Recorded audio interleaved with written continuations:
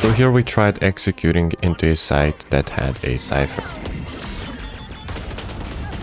As you can see, a disaster. But luckily for me, I know which strategy does work against a Cypher. Play default every round. So right after that round, we started playing default every single round, which means playing for picks and then eventually making it so that Cypher is useless. Every single round we are only pushing super carefully until we get a pick. After getting a pick and figuring out where Cypher is, we just don't go into a Cypher. I stopped playing Neon because Cypher was super popular back in the day. I cannot get onto sites anymore because I will accidentally trip Cypher, even though he did get nerfed, which is cool. As you can see, we are not committing to site unless we get an early pick and we know that Cypher isn't on site. After killing the Brimstone, we saw that Chet was on the site, on the minimap. Basically every round after getting a pick, you kinda already know where the enemies are playing and you can make a proper plan. Sky side maybe? Be in spawn. Rotating out of A. We wait 2 seconds and you can plan, we can plan. Good look now. Even though we are pushing on Cypher this time, there is no Cypher because we counted all of the enemies already. I'm trying to get some early picks because it's a 2v3 still, so we do have a disadvantage.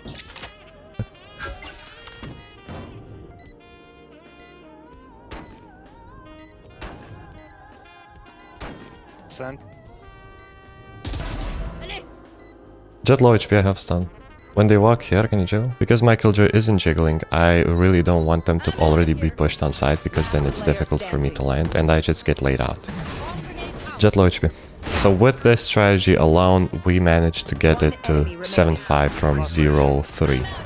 For those of you who don't know me, my name is Happy and I'm an immortal high-level coach. In this series, I help you improve your game sense and talk about how to get an advantage on every single fight that you take. If you're tired of being stuck in the same rank, I strongly suggest joining the premium tier of my group, which will be linked down in the description. Inside, I talk about the purpose of every single role, how to learn a new skill, and most importantly, how to play your character. So if you're someone who's serious about improving in Valorant, I suggest you join. Let's get to the video. Enemies are attacking my teammate who is on site, so I decide to help him to my best ability. Accidentally I stun myself, but because I have a judge, it doesn't matter too much.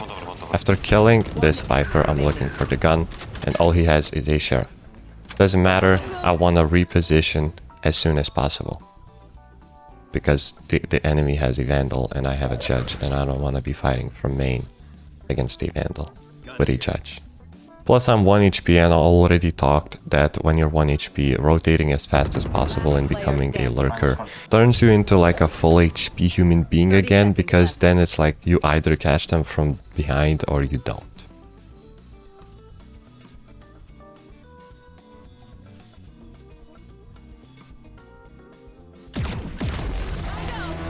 Nice. It's all about the first bullet accuracy. In Fracture, if you are a controller or a sentinel who have global utility presence, taking the other side of the Fracture is actually one of the best things you can do, because if you just push through the choke point with all of your teammates, you get mollied and then you're cooked. If you push from another side, even solo, you always have that pressure on the enemies, which is super important, especially on Fracture. One here. One enemy remaining.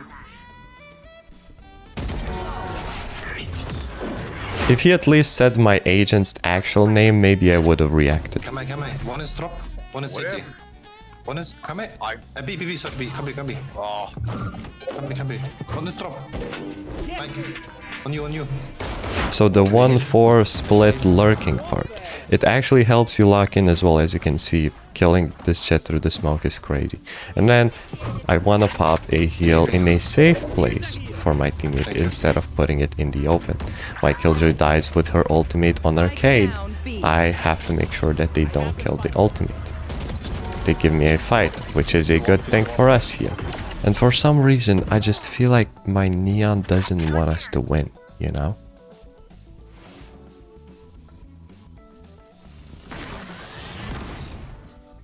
Oh my.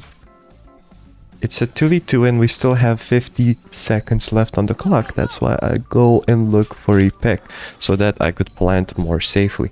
I do also have a smoke on the spike in case I don't find any picks and it's gonna be impossible. So yeah, we clear out the spawn and they could still be tower, they could still be arcade, could still be on site. That's why I go for this middle of the site smoke so that we could get a plant and later some cover. Neon kills himself, it's a 1v2 again, I have to go look for picks. Super interesting idea here. As you can see, when I'm defending from canteen, I'm also smoking off my arcade because I don't want to shot from behind. Because of that, we're able to isolate all of these fights and we don't die to this jet who killed our fate. You can one thump him from 10 meters, bro. When the enemy is 1 HP, you don't want dry fights, and also especially don't aim for the head. I don't know why you're still guys doing that. Instead, you just do a little bit of this bullshit. Yeah. One of the most OP strategies in this game remains still dropping a smoke and immediately walking into it. Enemies will always be oblivious.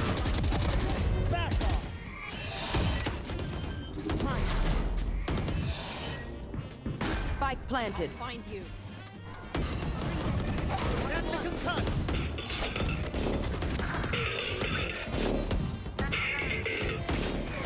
Enemy remaining. Here's proof that, matter of fact, your teammates will not trade you even though there's two of them ready to trade you. I am playing in this more aggro position than normal because all of my teammates are essentially ready to trade me, doesn't matter where I get peeked from.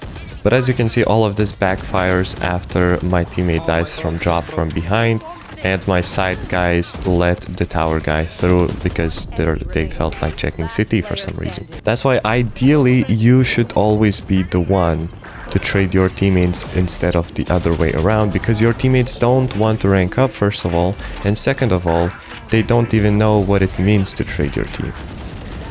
Also, we almost won a 4v5 with this neon trolling. And now two final lessons. First of all, when you have an operator holding another operator in an angle like this, you will win basically 100% of the time if you hold your crosshair correctly. And now we're defending Breeze, and just like I said, it's super important to defend the corner that I'm standing in right now. And if enemies don't take it successfully, you have a big advantage in the retake. And the fact that Sage walls it off makes it even easier for us to retake, because they have so little space. What the fuck?